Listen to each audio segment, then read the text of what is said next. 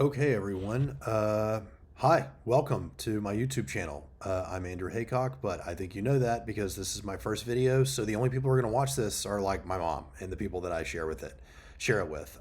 But yeah, I finally done this after I think I'd had the decision to do this. Like I wanted to do it 9 years ago, and that's the amount of time I spent not doing it because I was waiting to make it perfect, right?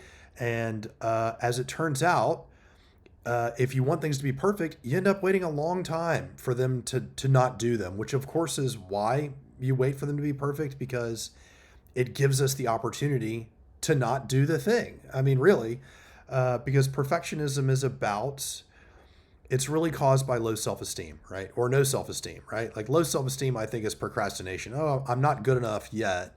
So I need to put this off until I've got a plan to make it really good because it's going to be hard. But if you have no self esteem, then it's got to be perfect. Or in my case, it's got to be the most perfect because perfect isn't good enough, right? And it can't just be more perfect. It's got to be the superlative most perfect. And for me, that looks like, I don't know, waiting, like having Emmanuel Lubezki make my YouTube video. And the thing is, there's a delusional quality to perfectionism of like what we really think we're going to do when we're avoiding the pain and discomfort of inadequacy. So if you offered and were like, "Hey, Chivo's available. He can shoot your YouTube video," I probably would be like, "No, I'm more of a Deacons fan." Like that's the thing. That's the kind of thing that the mind does when it wants to protect us. And I'm in this high growth phase of my life. Thank God, finally. And thanks to probably the people I'm going to share this video with. Let's be honest. And I've become aware of these subconscious emotional drivers of behavior. And all behavior really is driven by emotion. You think that, or I used to think that confidence comes first, then you go take the action. But the reality is the opposite. Like if you take the action and that builds confidence. The thing about behavior change, which is something I've been really focused on in my life for the last few years because I haven't been happy with the life that I've had. And of course, I'm the common denominator in that. I mean, it's a product of decisions I'm making. At this point, I'm in my late 30s. Like, I have agency, and yet I don't have the life I want. And part of that is because I have had a really low tolerance for discomfort. And making this video, which I think I'm going to title it something like "This Video Sucks" and why that's a good thing, because I've finally been able to get good at seeing discomfort for what it is, which is a challenge to change my identity. It's my ego wanting to survive, right? We have this ego, which is the sense of being a self. It's like I'm in here behind my eyes looking at you that is in there behind your eyes, which is almost certainly an illusion. Unfortunately, it's a very persistent illusion. But I think ego is just our survival instinct that nature gives all creatures. But because we're social creatures, that survival instinct takes the form of a self, of like a little person that wants things and does stuff in the world. And that ego is designed to protect us, to protect the sense of self and the identity. And this is why behavior change is so hard because, if someone says, "Oh, I really want to go and work out," and they make a New Year's resolution, it's so hard to keep that. Well, why is that? Well, it might have something to do with what's driving that want. And it could be something like, and for me, just taking from my own past experience, I'm a fat, disgusting pig. I should work out. Well, no wonder that doesn't sustain. Like, no wonder that doesn't make it into February. Because coming from a place of lack of self worth, it just is a very hard driver. Plus, that sense of self that believes it's a fat, disgusting pig below the surface, maybe, uh, wants to survive. Like that's the ego. That's what it wants to do. It wants to live. It wants to continue to be what it is. It doesn't want to change because then it'll be dead. It'll be gone. It'll be a new thing.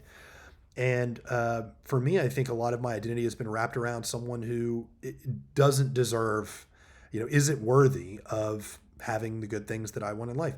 And that's very sad. It's sad that that happens to people and it's happened to me. And the crazy thing is, I've known for years what I was doing. Like, I've known for years that I was putting everything off. For a while, I really thought I needed to get a PhD in neuroscience in order to be a YouTuber, which is something that anybody can do for free. But I thought I had to qualify for it and not just like have a little bit of expertise. I needed to do like the hardest thing just to prove I could do it so that I would be worth listening to.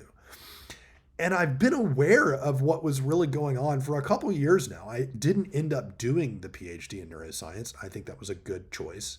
I went to a brief film program instead, which was much more in alignment with my heart and the part of me that wants to be an artist and to create and have amazing ideas and not just know stuff. But still, that was a form of putting off because I really just wanted to learn how to use a camera and whatnot. But here's the thing, I'm just talking into my MacBook right now. Like, I got these really expensive microphones and I realized, like, oh, like these things work just as well. I don't have a camera here set up. There's no shallow depth of field back there. I'm sure I'll figure that out eventually. But all of those things of me going, oh, I need to have the camera set up. I need to buy a camera that's going to cost some thousands of dollars. I need to get the good lens, have a really shallow depth of field. All of those are really our opportunities to not do it. Like, they create all this friction because I don't know how to do that stuff I just described to you. I mean, I'd have to figure some stuff out. I've got to learn to edit and things like that. And that's going to involve being not good at things. And that hurts. Like, that hurts that it robs us. Like, when we're not good at something, if you have very low self-esteem, it robs you of the refuge of being able to hide behind competence, to cover up this invisible wound that we carry. And the truth is, and I've known this at an intellectual level now for a couple of years, none of those things will work. Like, whatever, no matter how, it's like this void inside of us is like a leaky bucket. You can put whatever you want into it, and no matter how much you put in there, it's eventually going to leak out again, and it's going to need to be filled. And the better course of action is to figure out how to plug the leak. And when that leak, that lack is part of your identity, that you come from a place of lack, the only way to plug that leak is to change your identity. And the only real way to change identity is to change behavior on a daily basis. Like, my identity, and there's a science to this, and that's part of the kind of stuff I want to talk about on this channel. My identity is basically a lagging indicator of the daily decisions I've made going back 18 months, give or take. I mean, the further back you go, the less impactful those decisions make on who you are today. But, what I did yesterday has a lot to do with who I am today, and I've spent a lot of my life kind of screwing over the guy who's going to wake up tomorrow, who will be a different version of me. The ego is an amazing thing. The mind is an amazing thing. So last night, it hit me. I've been embracing imperfection. I've been doing film photography, and I love shooting film. And one of the things I love about it is the imperfections in the pictures that come out. I can't control the outcome. I can't make it something great. I don't get in and manipulate the color and Photoshop. That, to me, that doesn't feel like real photography. It kind of defeats the purpose, which is why I'm not going to edit this video. I'm just going to upload it into YouTube and embrace the suck, because the only way to get good at something is to start by getting bad at it. That's just where I've got to start. But I have been embracing imperfection. I've realized there's a little bit of incongruence between that and wanting everything to be perfect. I can do photography imperfectly and love it more because the picture is a little bit flawed or there's an imperfection.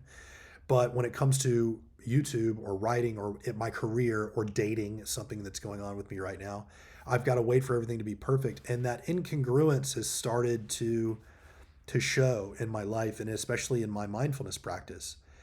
There's this thing called cognitive dissonance, and a lot of people talk about it. And, I learned about it first in political science in college, and which I studied in college.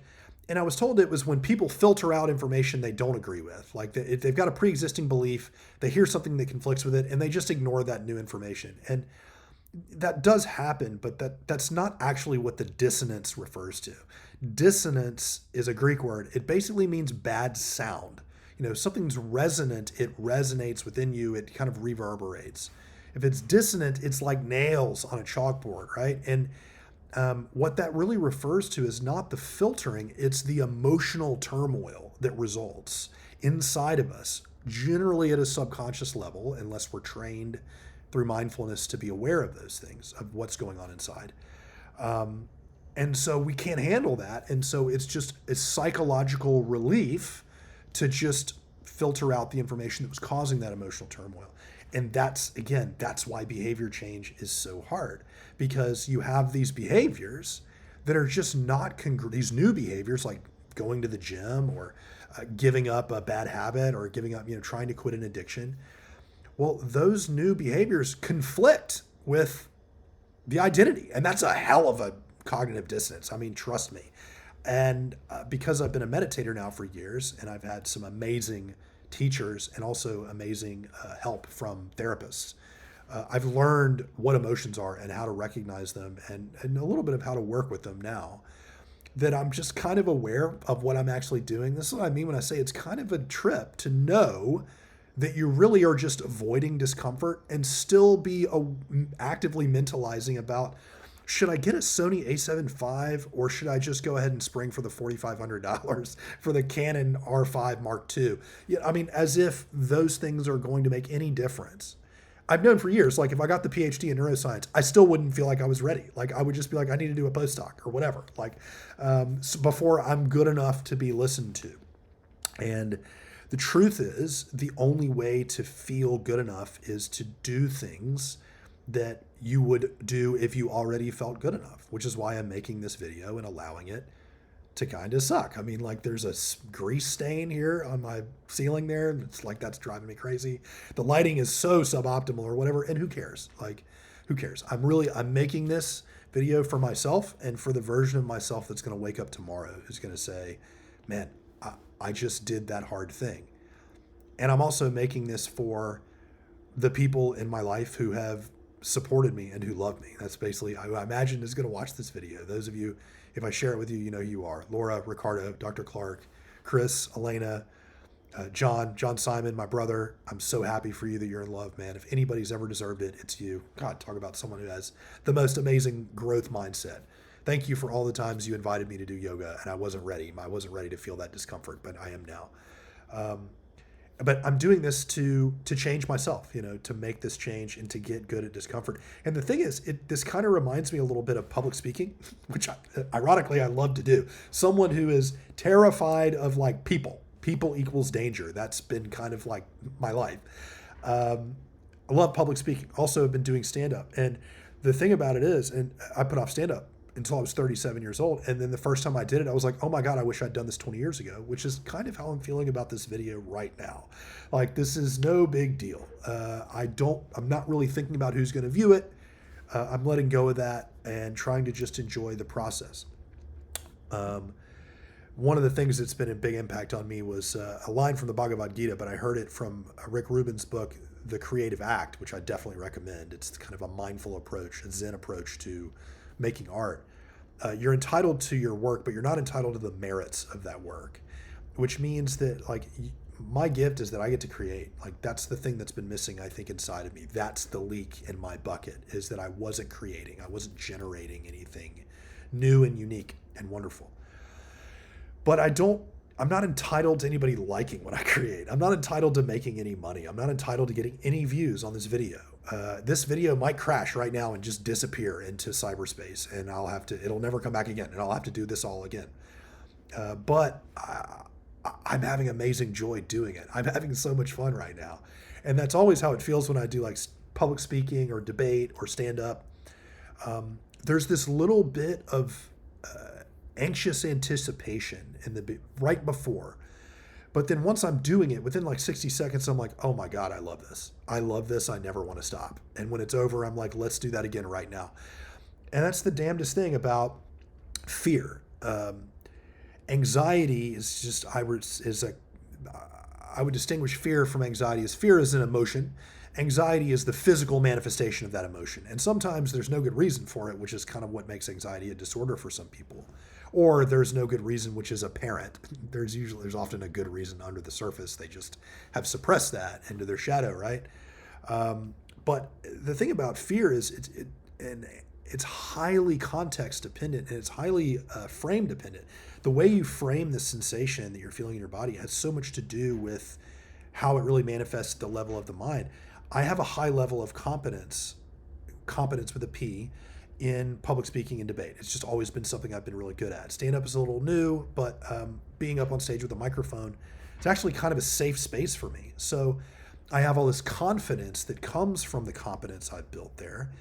And so that anxiety, I feel takes the form as anxious anticipation. I'm excited. It's kind of like getting on a roller coaster. That's a good metaphor. You wait in line for like an hour, or I used to at Six Flags in Dallas, and then you finally get to the thing. You get on, and it starts moving, and all of a sudden you start to feel this thing in your stomach, like, oh, this is happening, and you start going up the Texas Giant, and you're like, oh, I regret this decision. I don't want to do it anymore. I want to get off, but you can't. It's too late. You're going on this roller coaster.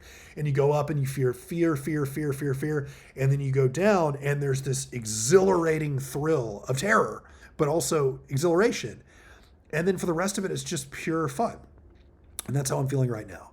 And so that's the lesson I think I'm going to take away for myself is fear in the body is just information, but what you do with that information is up to you. And I'm going to be glad when I wake up tomorrow that I made this video today, that I embraced the fear. And honestly, when I'm done with this video, which is wrapping up very shortly, I'm probably going to be like, I can't wait to do that again. And I might do it again tomorrow because the thing is, I want to do YouTube professionally. And I'm going to have to suck at it for a while, I think, probably before I get any good at it, before I learn how to do all the things with the editing and the thumbnails and the whatever, algorithms and the titles and who knows what, before the algorithm decides it likes me. I don't know. I'm just going to post a lot of stuff. And I hope that they're going to be, I want my videos to be grounded in information that will actually be useful to you, the viewer, I don't want to just have a drunkalog here and just talk about myself because even I don't want to watch that video. Yeah, I've learned a lot of things along the way. I've been through a lot of challenges in my life, and I'm grateful now, finally, to have gone through those challenges. Like, I'm really grateful for all the suffering I've been through, which is a lot for me, because at the level of the mind, I just made everything way worse and suffered way harder. But that has given me a beautiful gift, which is the perspective to know that there's different ways to live, and some ways are better than others. And once you accept the premise that there are better ways to live than others, you can also start to recognize that there are certain pathways, certain tools, skills, mindsets, attitudes that are most conducive to those better ways of living. And those are things like having a growth mindset and having the ability to be mindful, having a mindfulness practice, having a gratitude practice, understanding the way the mind works from multiple different angles, neuroscience and psychology, of course, but also Eastern philosophy. I probably learned more about the mind from studying yoga and meditation than I have from neuroscience and psychology, and I've studied a lot of those subjects as well. So that's what I'm hoping my channel is going to be about, what I call the art and science of human flourishing. And if you're watching this is the first video, thank you. Thank you so much for believing in me and for supporting me all these years, because I'm assuming it's just going to be the people I share this video with that are going to watch it. And that's great. That's great. I'm making this for you as much as I'm making it for me, to say thank you and to say that I love you and thank you for loving me, even when I made it kind of hard. Life's been an amazing adventure, and it's become a really wonderful thing. And happiness is not wanting to change anything about the present. I've realized that earlier this year when I realized I just left my psychiatrist, and I was relating a lot of really painful memories, but I was surprised that they weren't bothering me that much. I kind of had this sense of equanimity about the pain and wreckage of my past. And I was out, it was this beautiful spring day here in Nashville. It was the kind of time that I decided to move here. And I realized, wait a minute, if I wouldn't change anything about the past, that's because I don't want to change anything about the present. That's what it really means when you finally get to the point where you say, I'm grateful for all the terrible things that happened to me. I used to think those people were lying, but they're not. Like, it really is true. I really am grateful for all of the bad stuff I've been through in my life, bad choices I've made, because they led me here, and I wouldn't change anything about this present moment right now, where I'm making this video just for you, because that's exquisite, and that's what happiness is, to not want to change anything about the present moment. So thank you for those of you who are watching this or have watched this, for coming along with me on this journey, and for being here at the beginning of this new chapter. Thank you, and look forward to talking to you again soon.